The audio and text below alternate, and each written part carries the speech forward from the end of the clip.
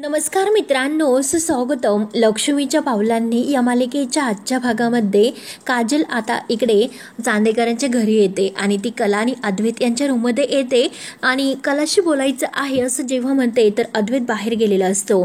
तेव्हा आता कला ही काजलला विचारते की गुंड्या, अगं तुला नक्की आईने पाठवले ना? तिला येऊ नको म्हणाले तर तिने तुला पाठवले। तेव्हा मात्र आता काजल म्हणते की तायडे, अगं ते सर्व जाऊन दे, परंतु तू कशी आहे ते अगोदर सांग बरं।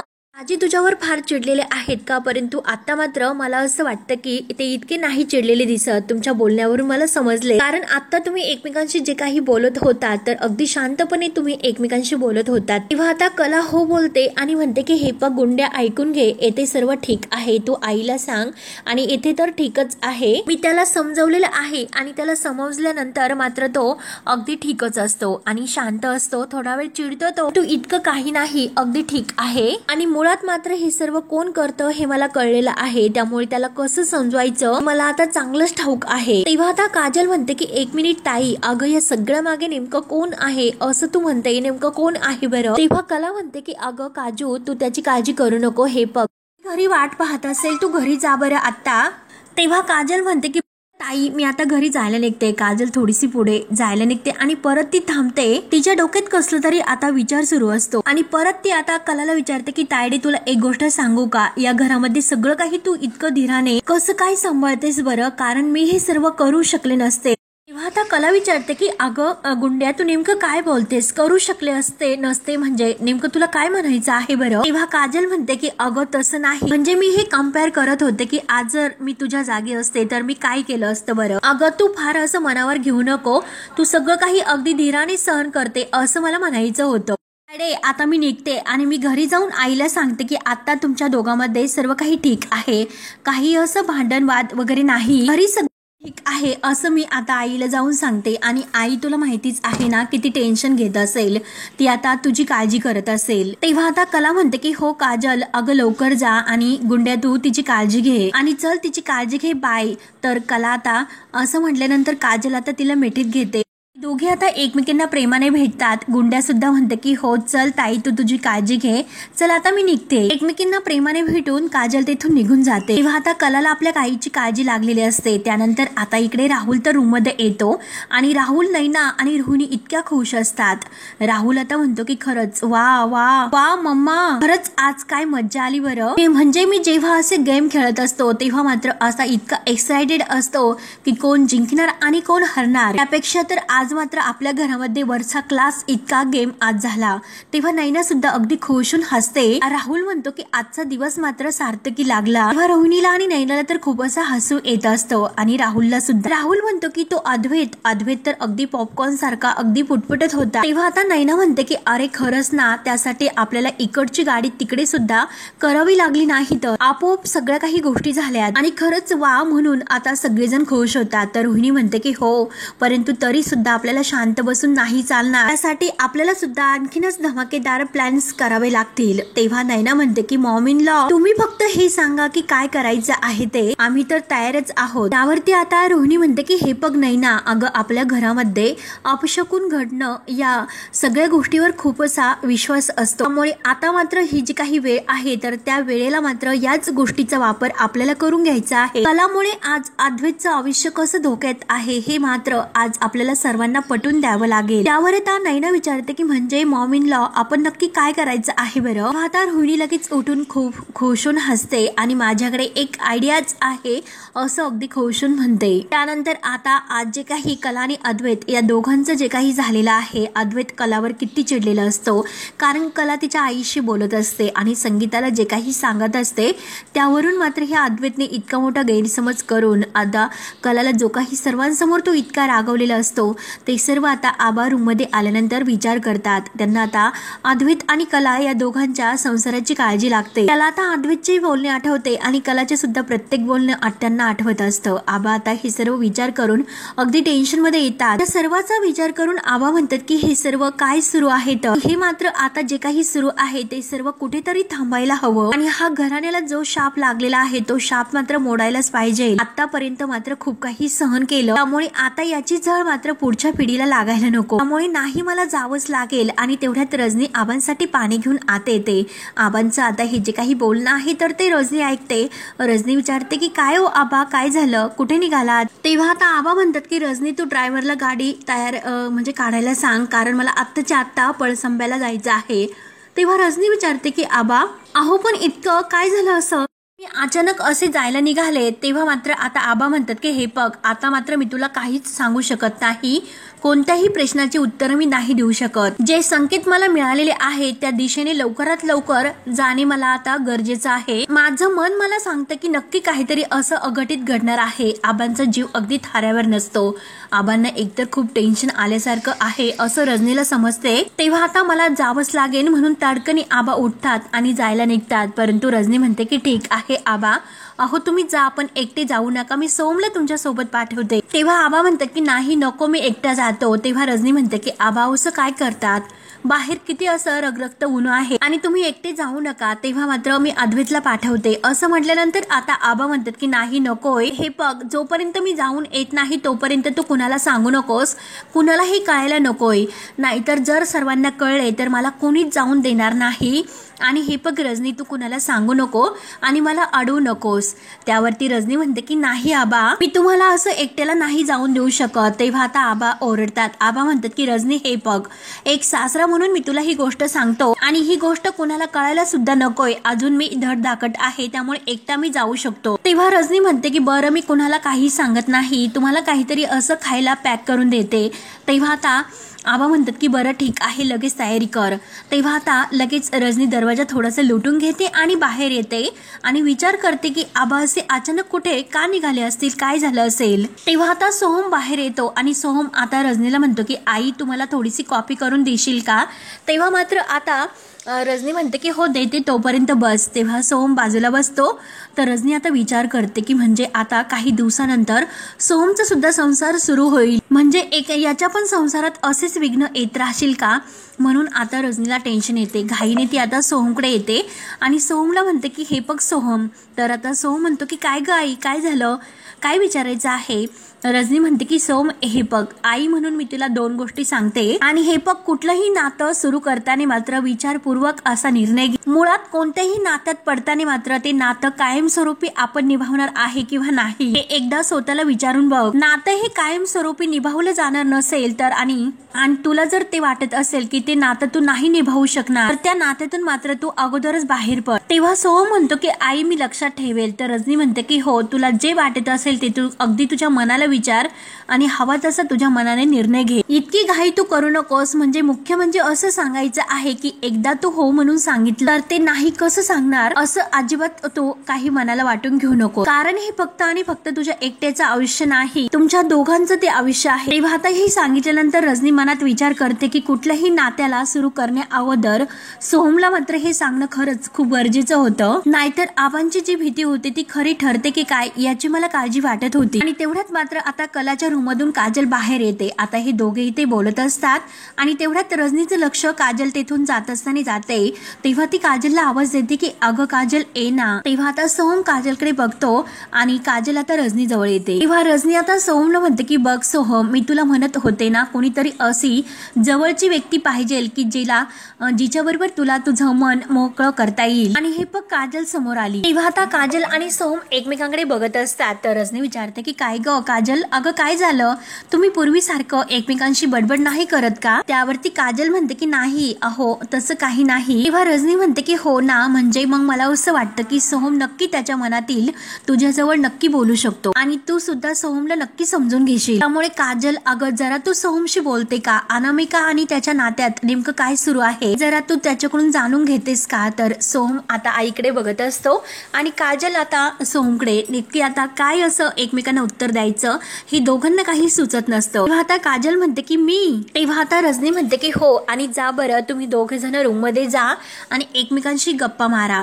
तेव्हा सोहम म्हणतो की नको आई नको ना प्लीज. तेव्हा रजनी आता रागवते आणि सोहमला म्हणते की सोहम, मी एकदा तुला सांगितलं ना, मग तुला ऐकावं लागेल, फक्त एवढं तरी ऐक ना माझं. तेव्हा आता रजनी सजनी थोडंसं बाजूला किचनमध्ये जाते आणि सोहम काजल एकमेकांकडे बघत असतात. तर इकडे कला मात्र आता आपल्या रूममध्ये विचार करत असते. तेव्हा मात्र आता तेथे अद्वैत येतो. अद्वैत बेडवर बसतो आणि कला मात्र सारखी त्याच्याकडे एकटक बघत असते. तेव्हा आता अद्वैत सारखा विचार करत असतो. तेव्हा मात्र मंगळागौरीच्या दिवशी कला जे काही बोललेले असते, कारण पाहिजे तेव्हा बायको म्हणून मिरवायचं आणि पाहिजे तेव्हा नको बायको असं नाही म्हणायचं. तेव्हा आता आजोबा मला माफ करा, ही मंगळागौरीची पूजा मी नाही करू शकत. तेव्हा आता अद्वैतला या सर्व क्षणाची आठवण होते आणि असं म्हटल्यानंतर आबांना काय त्रास झालेला असतो सर्व काही त्याच्या आता डोळ्यासमोर येत असते. आणि जेव्हा मात्र कलाला घराच्या बाहेर काढण्यात आले होते तेव्हा मात्र आता सांगलीच्या शोरूमला जेव्हा आग लागली होती ही श्रीकांत काकांनी बातमी दिली होती. तेव्हा आता आबा म्हटलेले असतात की या घटनेला फक्त एकच कारण आहे, आपली घरातील लक्ष्मी घराच्या बाहेर आहे. हे सुद्धा अद्वैत आता विचार करतो. आणि जेव्हा ते शिवरात्रीच्या दिवशी शिव मंदिरात गेलेले असतात तेव्हा मात्र आता जो काही तो पारंपरिक अगदी ती जी रीत पुढे आलेली असते आणि महादेवाचा जो काही पूजेचा हार आहे तर तो मात्र कला आणि अद्वैत या दोघांच्या जोडप्याच्या गळ्यात पडलेला असतो. आणि गुरुजी म्हणलेले असतात की या मंदिराच्या इतिहासात हे पहिल्यांदा घडले की महाजोडप्याच्या गळ्यामध्ये हा हार पडला. त्यामुळे आजची मात्र ही महादेवाची आरती वगैरे पूजा या जोडप्याच्याच हाताने होईल. नक्कीच चांगल्या भविष्याची सुरुवात आहे. आणि आता मात्र होळीच्या दिवशी जो काही आता कलाचा कुंकवाने भरलेला तो जो काही आता मळवट आहे तो कलाने स्वतः न भरता अंबाबाईंनी तिच्याकडून भरून घेतला. हे सगळे काही योगायोग आहे. हे सर्व काही आता अद्वैतला एकासोबत आठवतात. अद्वैत लगेच आता असा धक्क्याने थोडा दरासा उठून बसतो. तेव्हा कला त्याला विचारते की काय रे, काय झालं, कसला विचार करतो, तुला काही त्रास होतोय का? तेव्हा अद्वैत मात्र रागाने नाही म्हणतो. त्यावरती कला विचारते की अरे मग तुला त्रास होत नाही तर तू असं ताडकन का उठलास, अरे सांग बरं तुला काही नक्की होतंय की काय? त्यावरती अद्वैत म्हणतो की नाही मला काही एक होत नाही. त्यावरती कला म्हणते की चांदेकर हे बघ, आपल्यामध्ये जे काही वाद होतात ते जरा वेळ बाजूला ठेव, पण खरंच जर तुला काही त्रास होत असेल तर तू प्लीज मला ते सांग अगोदर, म्हणजे मला डॉक्टरांना तसा फोन करायला. तेव्हा अद्वैत रागानेच म्हणतो की हे बघ, एकदा मी तुला सांगितलं ना मला काही एक होत नाही. म्हणून आता कलाला सुद्धा अद्वैतची काळजी लागते आणि ती अद्वैतला विचारण्याचा प्रयत्न करते. परंतु अद्वैत एकही गोष्ट तिला आता सांगायला तयार नसतो. परंतु त्याला खरंच सर्व काही आतापर्यंत घडलेला कलासोबतचे क्षण त्याला आठवतात आणि तो आपल्या नात्याचं नेमकं काय करायचं, एक संधी द्यायची की नाही या सर्वाच्या विचारात असतो. आणि त्या गोष्टीचा मात्र आता त्याला विचार करून करून खूप त्रास होतो. त्यानंतर आता इकडे संगीता मात्र आता तिला कलाच्या सगळं काही संसाराचं टेन्शन आलेलं असतं. आता अद्वैतराव आणि कला ह्या दोघांमध्ये माझ्यामुळे वाद होतात आणि ह्या नात्याला मात्र मी कलाला जबरदस्तीने त्यात अगदी ढकललं आणि तिला माझ्यामुळे तिचा आयुष्याचा हा सर्व काही वाटोळ माझ्यामुळे झाले. जे काही होतं ते केवळ माझ्यामुळे होते म्हणून संगीताला या सर्वाला दोषी आता स्वतःला मानत असते. काही होते ते केवळ माझ्यामुळे होते म्हणून संगीता स्वतःला खूप त्रास करून घेत असते. तेवढ्यात दिनकर बाहेर येतो. दिनकर म्हणतो की संगे अगं हे सगळं काही तुझ्यामुळे नाही होत, तू कशाला इतका स्वतःला त्रास करून घेतेस, इतकं टेन्शन घेऊ नको संगे, मला कळतं अगं संगे तुला या क्षणाला किती त्रास होत असेल, परंतु आता आपण या क्षणाला आता टेन्शन न घेता स्वतःला शांत मात्र ठेवलं पाहिजे. दिनकर आलो म्हणून आतमध्ये जातो. तेवढ्यात संगीताला आता जे काही लग्नाच्या वेळेचे क्षण आहे तर ते क्षण तिच्या डोळ्यासमोर येतात. कारण नैना पळून गेलेली असते आणि रोहिणीने सांगितलेलं असतं की नैना येईपर्यंत कलाला तुम्ही तिच्या जागी उभं करा. तेव्हा मात्र कला म्हणलेली असते की मी का तिच्या जागी उभी राहू. कला मात्र या सर्वाला तयार नसते. परंतु संगीता आता कलाचे पाय धरते. जोपर्यंत तू हे मान्य करत नाही आणि ह्या लग्नासाठी तू उभी राहत नाही तोपर्यंत मी इथून तुझ्या पायाजवळून उठणार नाही. म्हणून आता आईसाठी कला आता या लग्नासाठी तयार झालेली असते. म्हणजे जबरदस्तीने आपण कलाला या लग्न बंधनात अडकवलेलं असतं या नात्यामध्ये. आता ते क्षण आठवून संगीताच्या डोळ्यात पाणी येतं. जे काही होतंय ते केवळ माझ्यामुळे होतं म्हणून ती स्वतःला दोष देते. तेवढ्या दिनकर आतमधून पाणी घेऊन येतो. दिनकर म्हणतो की संगे थोडंसं पाणी पिऊन घे म्हणजे तुला बरं वाटल. परंतु संगीताचा जीव काही थाऱ्यावर नसतो. ती आता म्हणते की हो जे काही होते ते केवळ माझ्यामुळे होते, जे काही होतंय ते केवळ माझ्यामुळे होतंय, मी कलाचं वाटोळं केलं असं बोलत बोलत संगीता आतमध्ये जायला निघते. परंतु आता ती थांबते आणि तिचं लक्ष समोर जी काही विहीर असते त्या विहिरीकडे जातो. तर आता दिनकर रडत असतो. दिनकर म्हणतो की संगे अगं काही स्वतःची अवस्था करून घेतलीस आणि काय बोलतेस तू असं, अगं किती त्रास होतो हे तुला कळते का. तेव्हा आता समोर जो काही वीर आहे एकटक त्याच्याकडे पाहते आणि मला आता जगायचं नाही असं ती म्हणत म्हणत धावतच आता त्या विहिरीकडे पळत सुटते. तेव्हा मात्र जे काही तेव्हा संगीता धावतच येते आणि त्या कडावर चढते आणि ती विहिरीत उडी टाकणार तोच लगेच दिनकर तिला धरतो आणि संगे असं जोरात ओरडतो की काय वेडेपणा करते. म्हणून दिनकर आता जोरात ओरडतो. तेव्हा संगी कुठे भानावर येते. तेव्हा आता संगी तेथे काठाशीच रडत बसते की मी माझ्या हाताने माझ्या लेकीच्या जीवाचं वाटोळं केलं. मी तेव्हा तिला धमकी दिली, माझ्या जीवासाठी माझ्या कलेने स्वतःच्या जीवाची आहुती दिली हो. म्हणून संगीता खूप रडत स्वतःला खूप असा त्रास करून घेत असते आणि त्या दिवसापासून तिने माझं ऐकलं आणि त्या घरामध्ये लग्न करून गेली. परंतु त्या लग्न करून गेलेल्या घरामध्ये तिला आजपर्यंत कोणी ते प्रेम नाही दिलं ना, कोणी तिला कसला मान दिला हो. म्हणून संगीताला आता स्वतःच कलाच्या आयुष्याला ती म्हणजे अशी कारणीभूत आहे. सर्व काही आता संगीता स्वतःला दोषी मानत असते आणि एवढंच काय कमी होतं म्हणून आज मी तिला हे सर्व विचारण्यासाठी फोन केला होता आणि तो फोन मात्र जावई बापूंना रागवण्यासाठी पुष्कळ ठरला. म्हणजे आज सुद्धा जे काही झालं तर त्यांच्यामध्ये माझ्यामुळे झालं आणि आता मात्र त्यांचा संसार सुद्धा अगदी पणाला लागलेला आहे तो केवळ माझ्यामुळे. म्हणजे आता मीच या सर्वाला कलाच्या आयुष्याला कारणीभूत आहे. तेव्हा आता संगीताला खूप असं वाईट वाटतं आणि ती स्वतःला दोष देत असते. तेव्हा मात्र आता दिनकर सुद्धा खूप रडतो, संगीताला समजावतो परंतु संगीता ऐकायला तयार नसते. संगीता म्हणते की हे बघा जे काही झाले तर माझ्यामुळे त्यांच्या संसारात ही गैरसमजाची ठिणगी पडलेली आहे आणि आता मात्र तेव्हा त्यांचा भडका उडणारच. केव्हाही त्याचा भडका उडू शकतो आणि मग तो भडका मात्र आवरणं खूप असं कठीण होणार आहे. तेव्हा आता संगीताला काय करू आणि कलाचा संसार कसा वाचू आणि आपणच या सर्वाला जबाबदार आहे म्हणून तिचा जीव अगदी वेड्यासारखा अगदी स्वतःला त्रास करून घेत असतो. आता त्यांच्या संसाराचं काय होईल म्हणून संगीता मोठमोठ्याने रडते. तेव्हा दिनकरला सुद्धा आता ही संगीताची अवस्था काही बघवत नसते. त्याला कलाची सुद्धा काळजी लागते आणि संगीताला कसं समजो हे सुद्धा दिनकरला काही कळत नाही. तेव्हा आता संगीता रडतच म्हणते की आता ही सर्व देवालाच माहिती आहे की त्यांचा संसार वाचेल किंवा नाही वाचेल परंतु ह्या सगळ्याला जबाबदार मी आहे. म्हणून संगीता स्वतःला खूप मोठी शिक्षा करून घेते. अगदी आपल्या स्वतःच्याच हाताने ती जोरजोराने आपल्या तोंडात मारून घेत असते.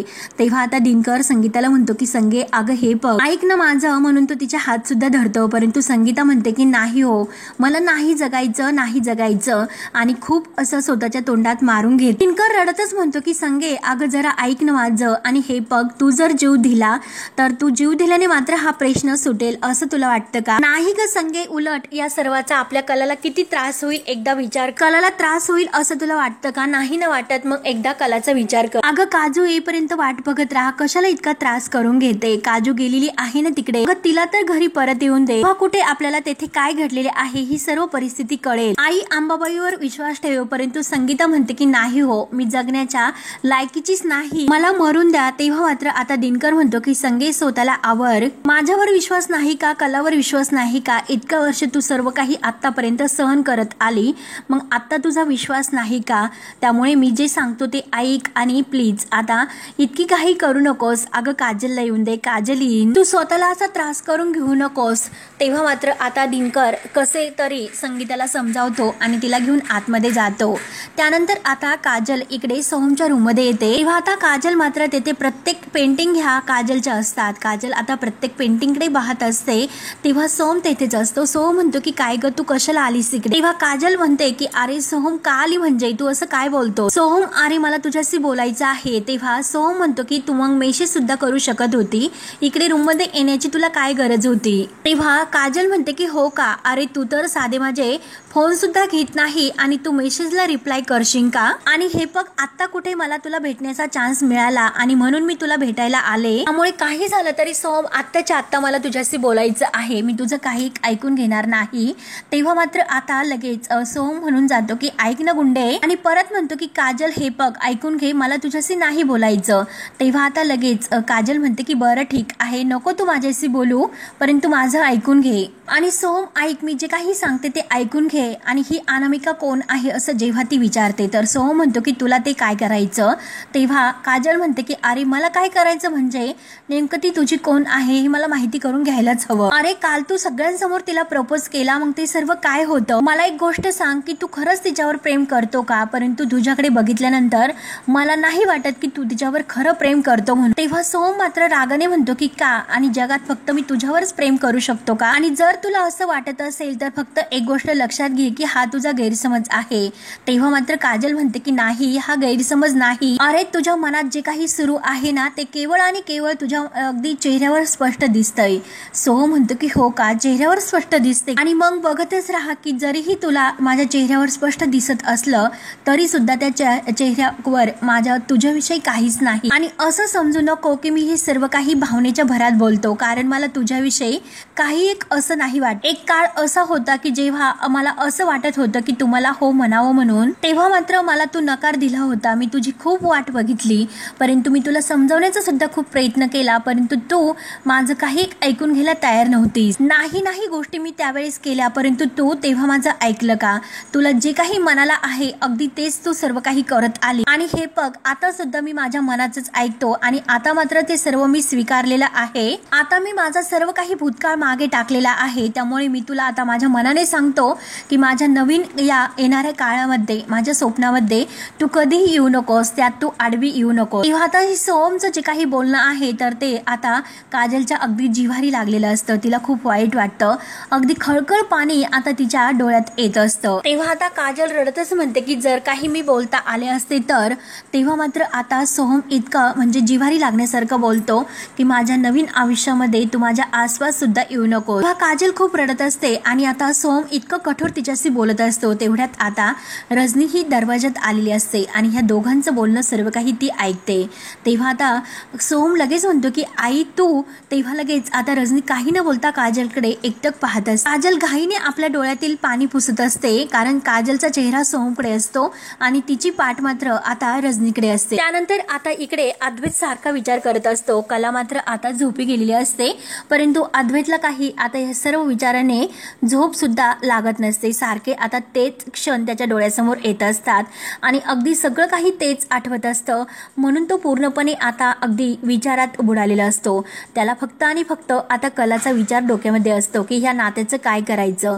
आणि आतापर्यंत जे काही त्यांच्याबरोबर घडलेलं आहे तर प्रत्येक आता गोष्टीचा विचार करत असतो. तेव्हा कला सुद्धा झोपलेली नसते आणि ती सुद्धा सारखं अद्वैतकडे बघत असते. आणि आता अद्वैतकडे बघून तिच्या मनात सुद्धा विचार येतात की मला माहिती आहे याच्या मनात बरंचसं काही सुरू आहे, मनात ठेवणं याला काही झेपत नसतं. परंतु इतकं सगळं होत असताना सुद्धा, परंतु कितीही काही झालं याला मनामध्ये जरी ठेवता येत नसेल तरी सुद्धा, परंतु अद्वैत चांदेकर मात्र काही असा वाकत नसतो, म्हणजे तो दुसऱ्या समोर काही असं सांगत नसतो. याला कितीही काही त्रास झाला तरी सुद्धा चुकून मात्र तो आता मला काही सांगणार नाही. तेव्हा अद्वैतला आता हे सर्व विचाराने खूप त्रास होत असतो आणि तो आता लगेच झोपेतून उठून बसतो. तेव्हा कला सुद्धा उठते आणि अद्वैतकडे एकटक बघत असते. तेव्हा कला सुद्धा अद्वैतकडे एकटक बघत असते आणि म्हणते की खरंच सर्व काही कठीण आहे. स्वतःला इतका त्रास होतोय तरी सुद्धा आता हा सांगायला तयार नाही. तरी मात्र हा चिडचिड करेल, परंतु आता मला काही सांगणार नाही, अगदी चर्चा करणार नाही. म्हणून इतका मोठा बिझनेसमन आहे, परंतु त्याला साधं मनातील सांगता येत नाही.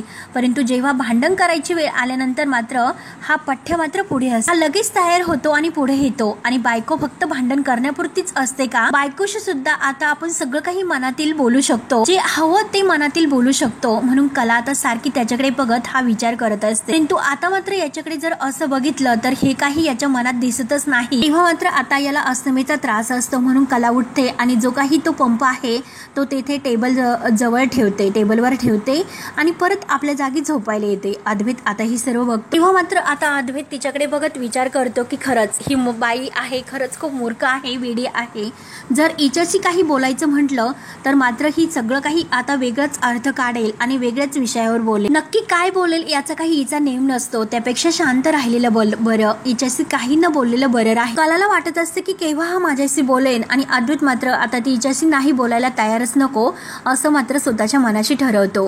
तेव्हा मित्रांनो दोघे एकमेकांकडे बघत असतात आणि हा भाग येथे संपतो। सरोज आता अद्वैतच्या रूम मध्ये येते, काही डिव्होर्स पेपर ती घेऊन आलेले असते। अद्वैतला म्हणते की हे बघ, या डिव्होर्स पेपरवर एकदाची सही झाली तर हवं तर तेव्हा तुला ह्या मुलीपासून वेगळं होता येईल।